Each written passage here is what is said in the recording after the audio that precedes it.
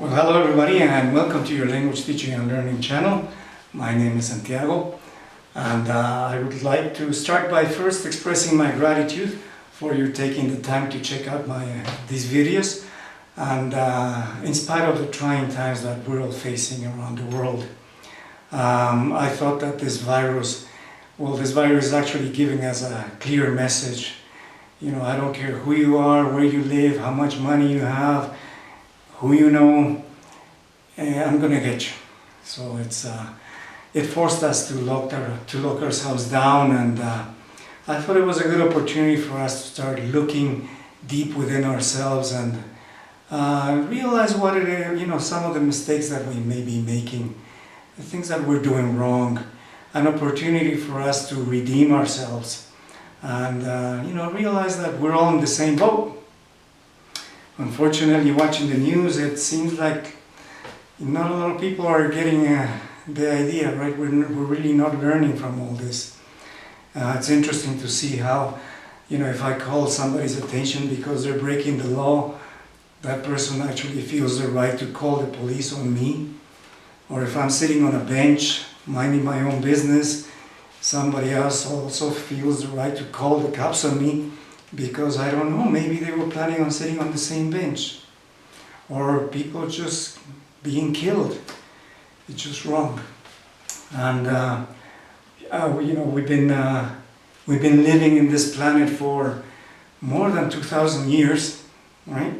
And even though we have progressed incredibly when it comes to technology, it seems that when it comes to the basic values that we should have, we haven't really progressed much, right? We've had really good examples. For example, Dr. Martin Luther King Jr., his famous speech, "I have a dream that one day my children will be judged not by the color of their skin, but by the content of their character." Right? Or Haile Selassie, "Until the color of a man's skin is not significant as the color of his eyes." Great examples, great speeches, but we haven't learned, and it's too bad. And you know, I'm sure some people may get defensive and say, you know, well, your country's worse, and you're probably right, especially when it comes to corruption. You know, we're way up there, but it's not right, and it doesn't make the other things right either. So I just hope that we begin to realize that we're all in this together, and that, you know, we start making a change for the better. Having said that, let's get down to business. And we've been talking about how to practice correctly the different skills so that we can improve when we're learning a language. And in the last couple of videos we talked about listening, and in the last video I mentioned that in this video we were going to talk about how to practice reading correctly in order to improve our listening comprehension. You were probably saying, Santiago made a mistake. He should have said we're going to practice reading correctly in order to improve our reading comprehension. But no, I didn't make a mistake. I actually said that correctly. It is true though, yes, we practice, we improve reading comprehension, but also listening comprehension, right? There was a time when the skills were taught in an isolated manner, right? But language is, you know, it's not isolated, it's integrated. And so the skills are being taught that way now too. And, you know, if you do reading, if you practice reading, you improve your vocabulary, you learn about structures, and this helps you improve in your writing and in your speaking. And as we mentioned before, when you're watching a video, for example, for listening, and there's a part that you don't understand, okay, go back to it, put the subtitles on, read it, okay, then go back to it, and then continue with the listening. So in that way, you see, you are reading to improve your listening comprehension, right? That's why I said that, right? Because of the times that we're facing, the circumstances, you know, we're being locked down, so I think this is a good opportunity for us to practice our reading and improve our reading, right? And also use the technology to our advantage, right? If you actually don't have the physical books, you can always get them on your tablet, on your computer, on your cell phone. Take advantage, okay? You have a great variety of reading material that you can look for, whatever fits your fancy, right? We all know that there are different types of text that we can read and levels, okay? You have non-prose, literature, poetry, right? The important thing is start with the basics, okay? You know, if you're teaching beginner students, don't do O. Henry with them, okay? It'll be overwhelming. Now this may be easier said than done, right? Because in a school, you usually don't choose what you're going to read with your students. They just tell you, these are the books you have to read. However, I would recommend, you know, choosing a short story before actually starting with the reading recommended by the school. A short story that is interesting, fun for the students, right? So you can teach them how to read before you actually get to the other material. If you're teaching little kids, piece of cake, okay? All you need to do is just read with them, read to them, okay?